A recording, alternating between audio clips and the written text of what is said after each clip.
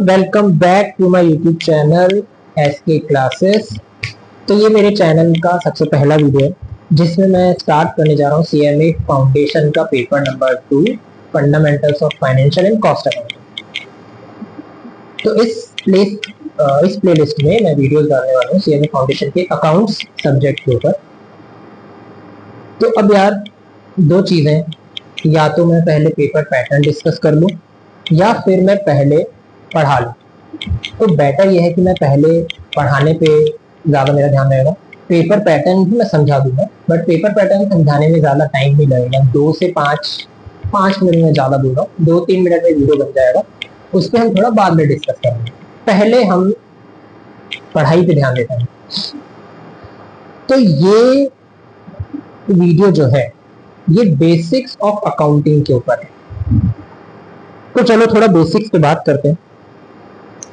सबसे पहले अकाउंटिंग पे जाने से पहले मैं एक बार ये बात कर लेता हूँ, आपसे थोड़ा सा बिजनेस के बारे में बात कर लेता हूँ।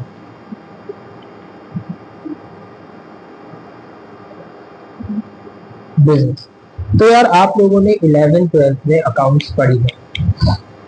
11th-12th में एक बिजनेस स्टडीज वाला सब्जेक्ट भी था, तो आप लोगों को बिजनेस की भी थोड़ी बहुत नॉलेज है कि बिजनेस में क्या होता है। अगर आप कुछ विजिबल बेच रहे हैं, कुछ भी, जैसे ये मार्कर, ये पेज है, इसके पीछे जो टेबल है, अगर आप ये बेच रहे हैं और इसको बेचने के लिए पहले आप इसको खरीद रहे हैं या खुद बना रहे हैं, कुछ दोनों में से कुछ भी कर सकते हैं, या तो बना के बेच रहे हैं या फिर कहीं से खरीद के बेच रहे हैं। आपने 11th-12th में अकाउंट्स में पढ़ा होगा, जब आप प्रॉफिट एंड लॉस अकाउंट या ट्रेडिंग एंड मैन्युफैक्चरिंग अकाउंट बनाते थे तो आप देखते थे कि एक अकाउंट बनता था ट्रेडिंग एंड P&L, जिसमें ट्रेडिंग अकाउंट बनता था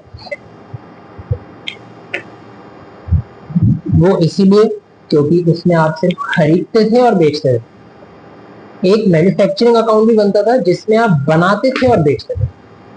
तो दो ऑप्शन हो सकते हैं, या तो बना के बेच रहे हैं या खरीद के बेच रहे हैं, लेकिन कुछ ना कुछ बेच रहे हैं, तो वो बिजनेस होता है। और अगर आप कुछ विजिबल, जैसे ये मार्कर नहीं, कुछ विजिबल नहीं, कुछ इनविजिबल, जैसे कि सर्विस, जिसको सर्विस बोलते हैं, जो विजिबल है और वो बेच रहे हैं, वो गुड्स होता है। जो इनविजिबल है, जैसे कि मैं अभी पढ़ा रहा हूँ, तो ये इनविजिबल, कुछ इसकी कोई फिजिकल एग्जिस्टेंस नहीं है, ये सर्विस है। तो बिजनेस या तो गुड्स का हो सकता है या सर्विस का हो सकता है। तो अब बिजनेस के अंदर आप दो चीजें करते हैं, एक तो आप सेल्स करते हैं, दूसरा आप परचेज करते हैं, तीसरा आप ये दोनों करने के लिए कुछ एक्सपेंसेस इनकर करते हैं। ये आप एक बिजनेस में करते हैं, ठीक है। एग्जाम्पल पे जाते हैं। फॉर एग्जाम्पल, एक है मिस्टर एक्स,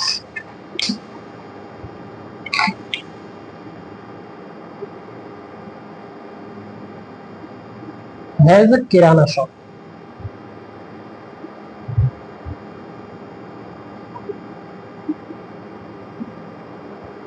ठीक है। मिस्टर एक्स की एक किराने की शॉप है, रोज खोलता है दुकान, रोज बैठता है, कस्टमर्स आते हैं, ठीक है, उनको सामान बेचता है। अब उनको सामान बेचने के लिए उसको जो सामान अपने पास रखना है, वो सामान वो खरीदता भी है। तो उसकी कई सारी सेल और परचेज होती है, ठीक है, बहुत सारा सामान, एक्सपेंसेस भी हो रहे हैं, शॉप का रेंट है, इलेक्ट्रिसिटी बिल है, ठीक है, वर्कर्स रखे हुए हैं,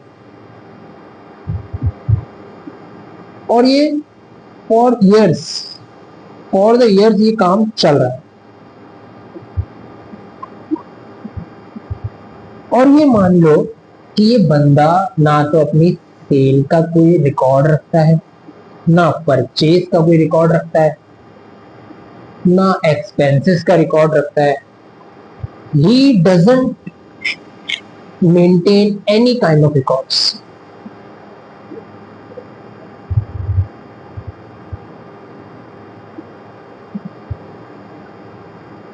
he doesn't maintain any kind of records.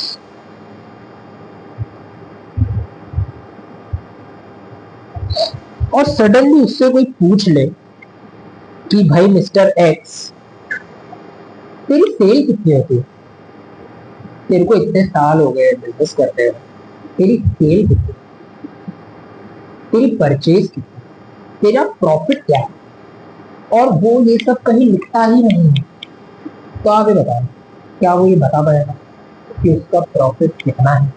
अगर वो कहीं लिख ही नहीं रहा, अगर वो कोई भी ट्रांजेक्शन नहीं लिखता है, तो क्या वो बता पाएगा कि भाई मेरा प्रॉफिट इतना है, मेरा सेल इतनी है, मेरी परचेज इतनी है? क्या वो ये सब कुछ बता पाएगा?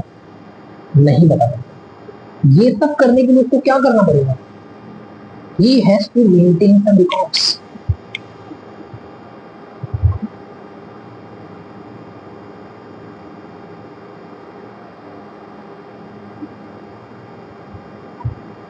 He has to maintain some records. अब वो रिकॉर्ड्स कैसे भी रख सकता है?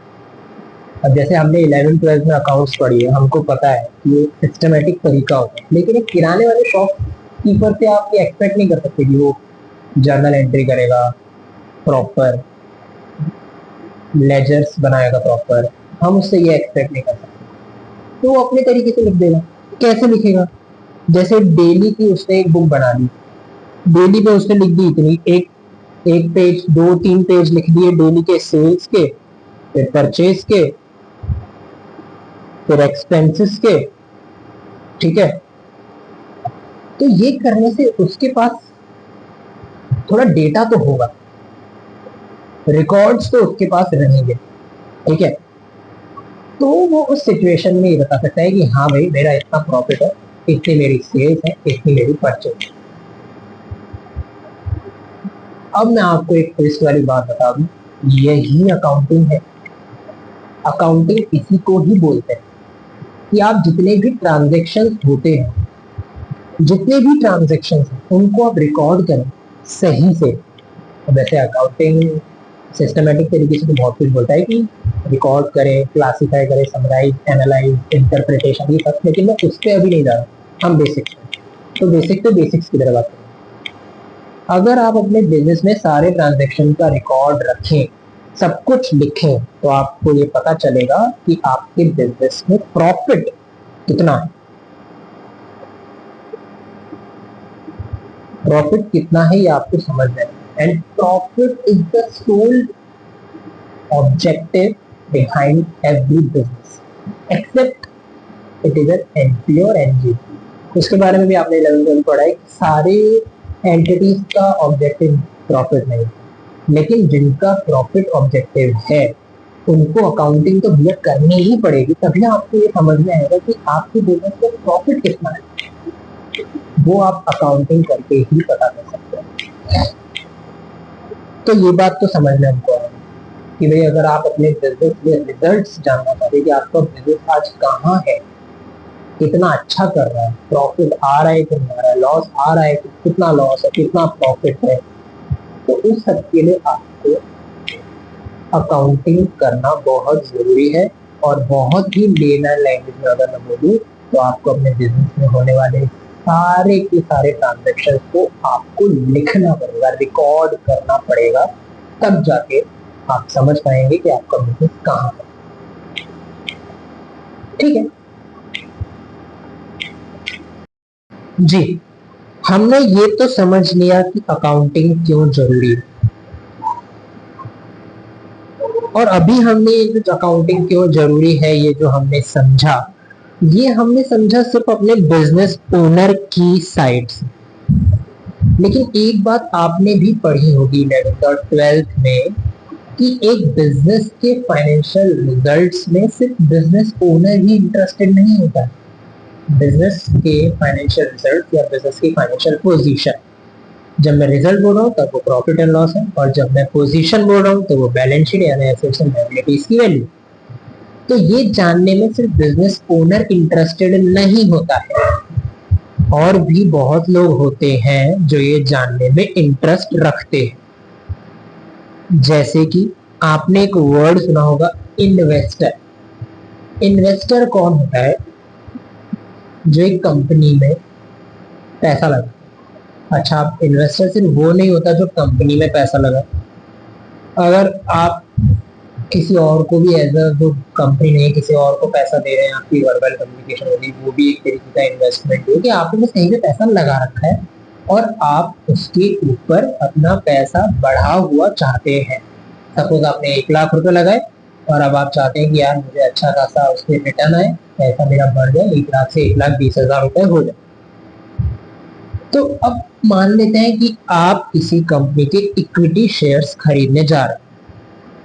बहुत लोग स्टॉक एक्सचेंज जैसे स्टॉक मार्केट होता है जिसके बारे में आप अभी पढ़ेंगे सीएमए फाइनल में, जिसके बारे में आप पढ़ेंगे, बट फिर भी अगर आपने सुना हो तो स्टॉक मार्केट में कई लोग पैसा लगाते हैं, बहुत सारे लोग पैसा लगाते हैं।